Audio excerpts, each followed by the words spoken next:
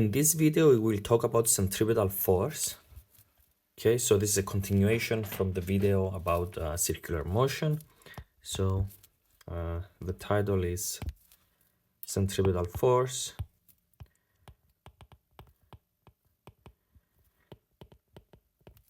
So as we saw in the video about circular motion, when an object moves in a circular path,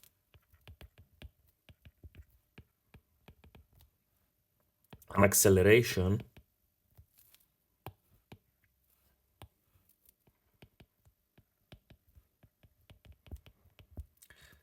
is always acting on it in the direction towards the center of the circle.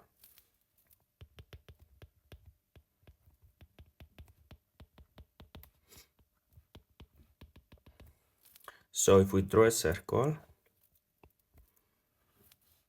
and there is an object moving along this circle, as we saw, it will have a velocity v, which is tangent to the circle, and therefore it will have an acceleration a perpendicular to the velocity that points towards the center of the circle. And as we saw, a is v squared over r, where r is the radius of the circle. Now from Newton's second law, and I'm going to write it as N2, Newton's second law, F is ma.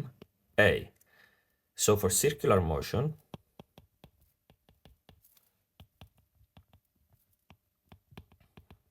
F is m v squared over r, and equivalently it's m omega squared over r, because in circular motion v, the linear velocity, is related to the angular velocity via omega times r. Thus, to keep this object in circular motion, there must be a resultant force that points along the direction of A.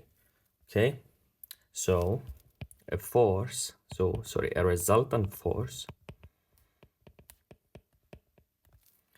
needs to be acting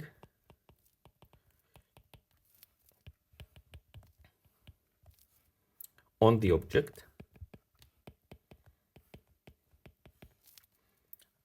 at all times. This force needs to point towards the center of the circle.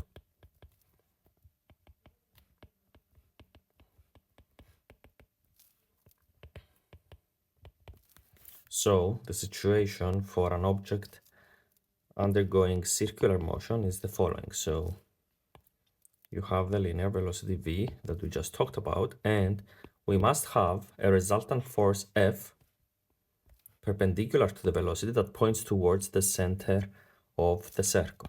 Okay, and the circle has a radius, so this is r. So in other words, there must be a net force, non-zero, okay, pointing towards the center of the circle, whatever the circle is, depending on the situation. So for example, you might get circular motion in a Ferris wheel. If you tie a rock on a string and you start rotating the rock around, or in airplanes, when they try to undergo a circular motion, they have to tilt the airplane, etc. So the general strategy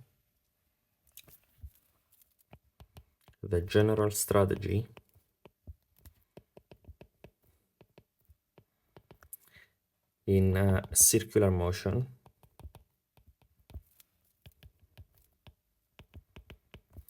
is to write down all forces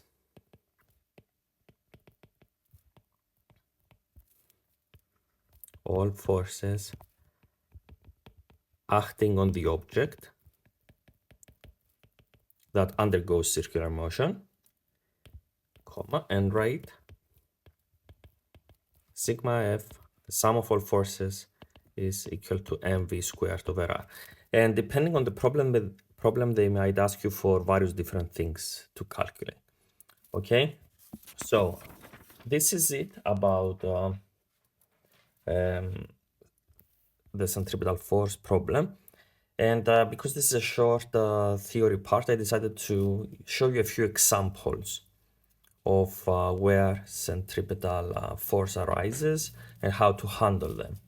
So for example, the first example, so let's see examples. This first one is actually related to unit 5 because it involves gravity. So gravity from unit 5. Okay, so for example, when we deal with satellites, what keeps these satellites in orbit is the gravitational force from the Earth. Okay, so using centripetal force, the centripetal force concept, we can calculate the velocity of a satellite, for example. Okay, so this is not gonna appear in a unit 4 problem, but I'm gonna write it anyway. So if this is the Earth, okay, and it has a radius capital R E, and the radius of the Earth is I think 6,371 kilometers. Okay, and let's say we have a satellite at a height h, okay, from the Earth's surface. Okay, and this is the satellite, and it goes around the planet. Okay, so its velocity is tangent to this imaginary circle, and the force of gravity, let's choose blue, points inwards. Okay, so F capital G means F gravity. So in the satellite example, Fg, the force of gravity, this is something that we're gonna learn in unit 5, but for now let's take it for granted. The force of gravity is equal to capital G. Capital G is the gravitational force constant. It's equal to 6.67 times 10 to the negative 11, as we will see. So it's really tiny, this is what I'm trying to say, times the mass of the Earth times the mass of the satellite over r squared. Okay, and since the only force acting on the satellite is the force of gravity, and it points towards the center of the Earth, which is the center of this imaginary circle, then this is the centripetal force pretty much. Okay, so we said that we have to apply sigma F equal to mv squared over r. And by the way, small r is equal to the radius of the Earth plus h. Okay, so if we combine these two, we find that g, mass of the Earth, times mass of the satellite over r squared is equal to mv squared over r. This r cancels, the mass of the satellite cancels. So for example, you can calculate the velocity of a satellite at a given height. Okay, so this is equal to g me over the arc of the Earth plus h, and this thing over here is r. Okay, the small r that we are using here.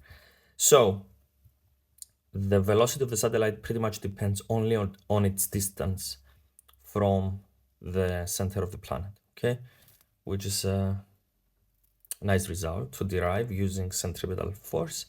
Let's see a similar example. These types of questions appear a lot in Unit 5 problems. Okay, now let's talk about the electrostatic force between an electron and the nucleus, for example. Okay, so in the electrostatic force example, okay, let's say you have a nucleus of charge plus z times e, where z is the number of protons. Okay, and let's say we have an electron orbiting this nucleus. Okay, it might be any kind of atom you want. So as always, the velocity is tangent to this circle, and there must be a force pointing towards the center of the circle. Which force is that? The electromagnetic force, right? So the Coulomb force, which we are gonna learn about soon, okay? So if the distance of the electron from the center of the nucleus is r, then the only force acting on the electron, which happens to be the centripetal force, is the Coulomb force. What's the Coulomb force? It's equal to K times the charge of the nucleus times the charge of the electron over r squared. Okay? And sorry for using red. I'm gonna switch to black. So in centripetal force motion, we said that sigma f must be mv squared over r. So combining these two, we can find that mass, and this is the mass of the electron, by the way, times v squared over r is k z e squared over r squared. R cancels. Therefore, we can calculate the velocity of the electron as being equal to k z e squared over the mass of the electron times r. I've never seen this problem appear in a test, so I just wanted to show you, though, that you can still use centripetal force to calculate the velocity of the electron. Let's see another example. Let's do the example of a car around a circular path. And my artistic abilities are poor, so imagine that this is some sort of a, maybe a roundabout or something like that, okay? And here's your car, okay?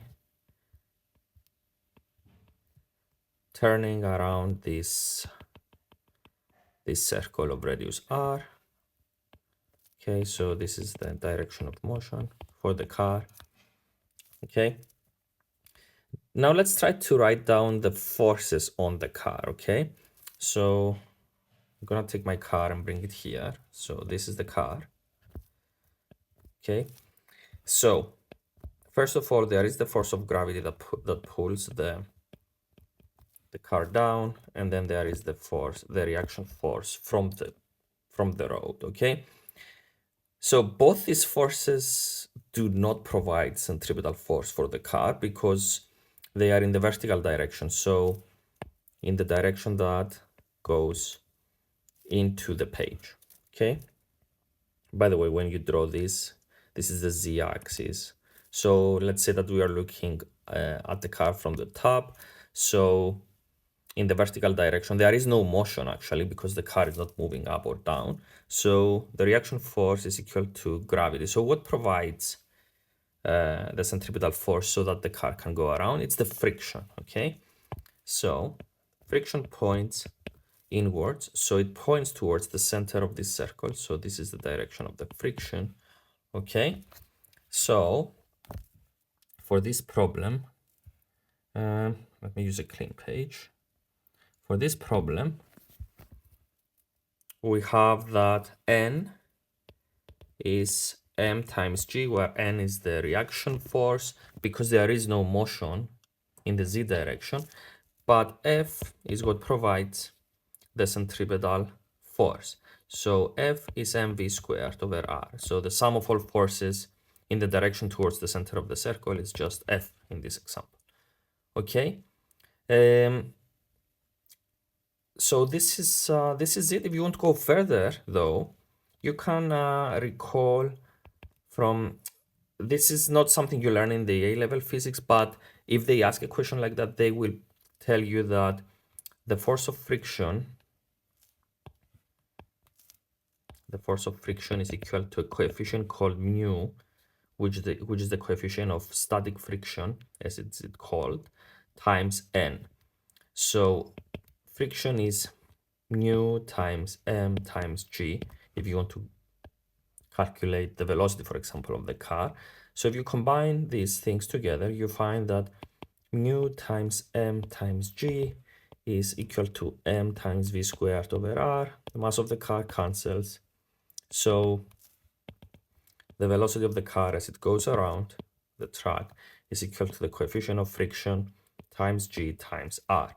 So pretty much this tells you that without friction, you wouldn't be able to turn a car around a path, which makes sense. Like imagine driving a car on an ice track. There is no way you can turn it around unless you put spikes on the tires maybe, or something like that. But without friction, you cannot turn. The next example is a car turning but in a banked curve, okay? So car turning but in a banked curve where we additionally assume that there is no friction. Now, how does this make any sense? So remember, actually, do you guys, you can guys imagine the banked curves that you can see in NASCAR racing, for example? So the track looks like this. Again, my drawing skills are horrible, as I declare many times. So for example, in this part of the track, so you have your car, a silly little car, I'm sorry, that goes around, okay? So let's assume that it makes it at this point along the track, okay? So I put the lines assuming that there is some inclination between the road and the horizontal surface. So when the car makes it here, it's actually under some inclination, okay? And the center of this track, I'm gonna draw it in green, is here. So we need a force to force the car towards the center of this curve, okay? So let's go see what's going on the side, okay? So from the side. So this is the part of the curve that I'm showing here. So when the car is there, it's under some inclination by an angle theta. So here we are looking the car from behind, kind of. This is the center of the car, of the track. This is the radius r that I'm drawing here.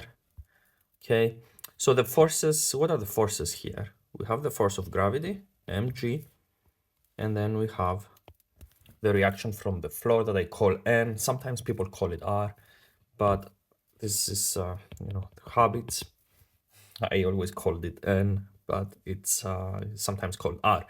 Anyway, so we pretty much need a force to point in this direction, which is the center of the track, and also A, the centripetal acceleration, should also point towards the center, okay? And A is always v squared over r, okay? And we assume no friction, so there is no friction in this problem, okay?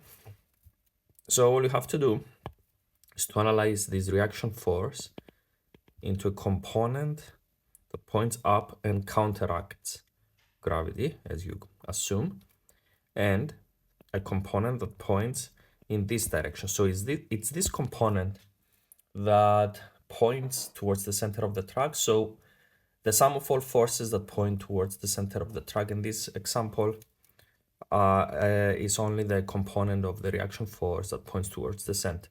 Now, since this angle is theta, by basic geometry, this angle is also theta, okay?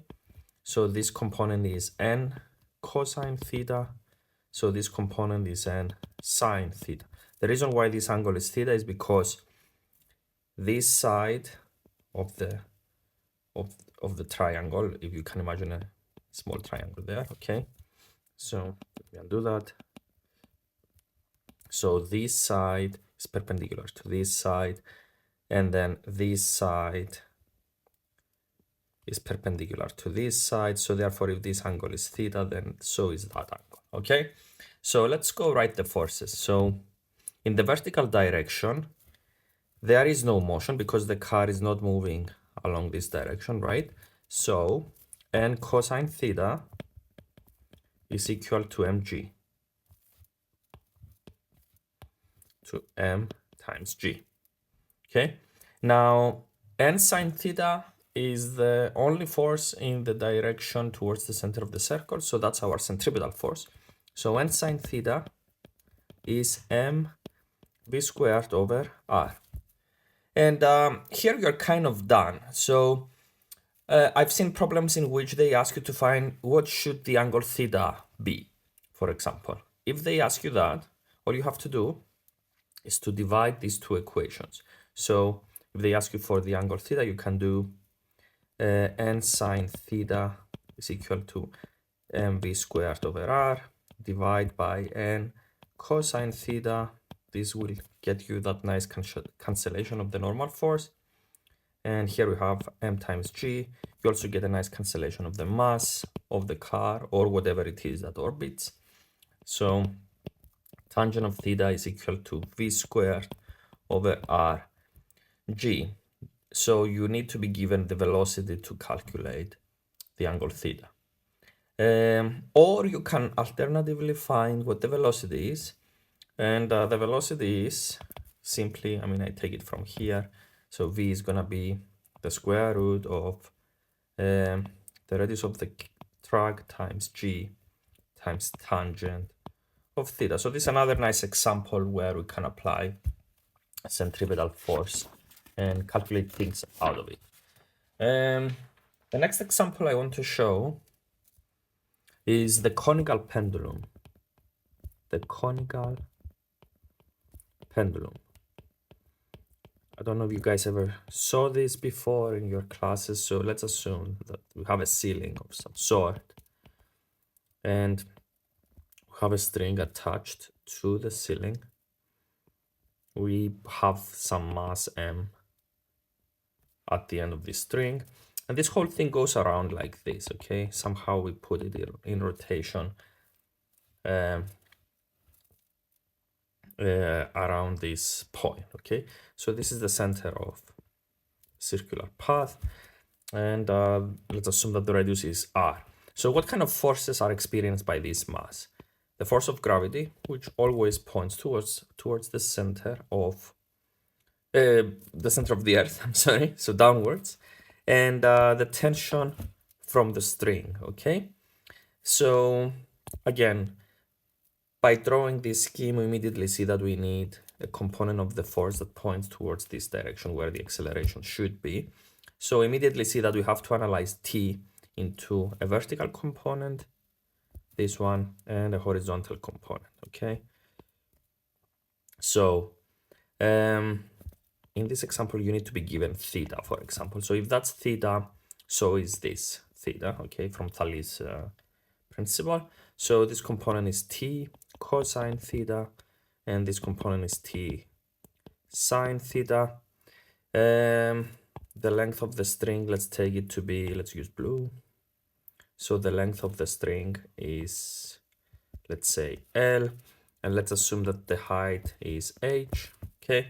So you immediately see that in the vertical direction there is no motion, so T cosine theta is mg, and T sine theta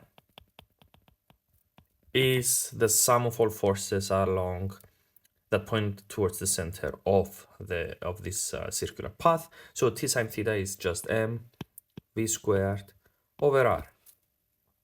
Okay, again, if we divide these two, we find that tangent of theta is v squared over r g. But notice that tangent of theta is also r over h, right? So that's r over h. So let me use a clean page. Also notice that cosine of theta is h over l.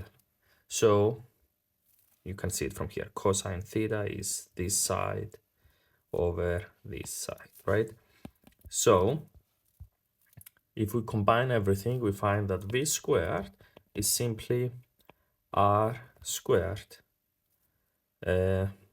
g over l cosine theta. Okay, so that's another example where we see how we can use centripetal force. And the last example I'm going to show is the Ferris wheel.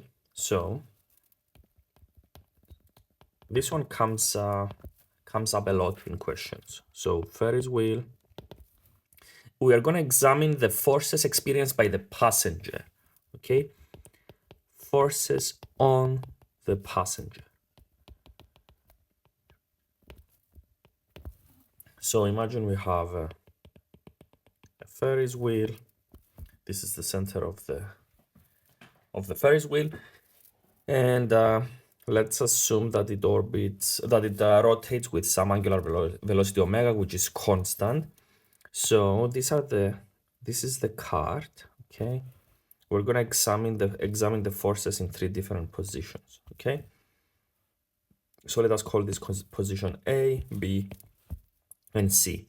Now, there is a passenger here, okay, sitting on something like a bench or something in the Ferris wheel. So what kind of forces does the passenger experience at A? The normal force from the seat and the force of gravity, his weight or her weight. Now at position C, the normal force again points upwards because as the cart goes around, it's leveled, right? And the force of gravity points down, m times g. Now what happens at B? At B, the reaction force is up from the seat and the force of gravity is also down. So what keeps the passenger in circular orbit in at position B? I'm not gonna make it a suspense thing. So it's friction, lowercase f, okay? So friction is what provides the centripetal force for the passenger at point B.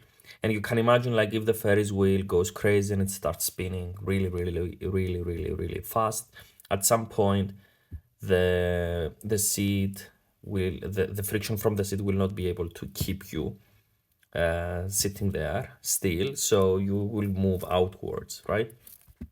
But anyway, we're not talking about something extreme here. So let's go analyze the situation in points A, B, and C. So let's start from A. So at position A, we need a centripetal force that points inwards. Therefore, we need N minus mg to be equal to m omega squared times r. So the normal force must be m times g plus m omega squared r.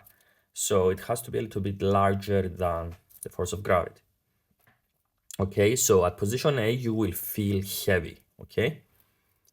Because the normal force is larger than your weight, okay? You have to add this term. And this term is constant, by the way. Since omega is constant, the radius, by the way, this is the radius of the Ferris wheel. So if omega is constant, then this force, m omega squared r, is constant, okay? Then let's go see position C. Okay, so if we are up here, we need the sum of all forces to point inwards. Therefore, mg minus n should be equal to m omega squared r. Therefore, n is mg minus m omega squared r. So here the normal force is less than your weight, so you're gonna feel light, okay? Now let's go see what's going on in point B. This is the simplest example. Actually, N is equal to M times G, because in the vertical direction there is no motion. I mean, you're not moving up and down as you sit on your seat, right? So N is M times G, and F, I'm gonna write it with red, is M omega squared R. So this is the centripetal force that the passenger experiences, okay? But the normal force is equal to your weight. So if you go plot, you can make a nice plot.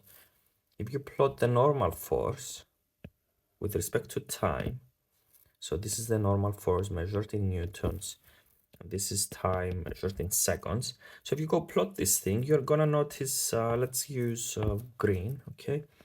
You're gonna notice that the normal force is kind of periodic. It's periodic in nature, okay? So you're gonna experience the maximum force here. So this corresponds to point A, okay? So when you're down here, you experience the maximum normal force. And what is it equal to? We calculated it. It's mg plus m omega squared r. And if you're down there, that's position C. Okay, that's the minimum force you experience, which is mg minus m omega squared r. And this is simply position B, or this position here on the side, okay? So this is your position B, and normal force there is m times g. So the normal force, and this period t, so this is t, one period, t is equal to 2 pi over omega. Okay, that's the period of this motion. And this is it for this video. I hope this helps. Please like and subscribe, as other YouTubers say. I'm not a YouTuber yet, but I'm trying. So hopefully you find this video useful. Let me know in the comments if you need me to talk about something else, or if you like the videos, etc.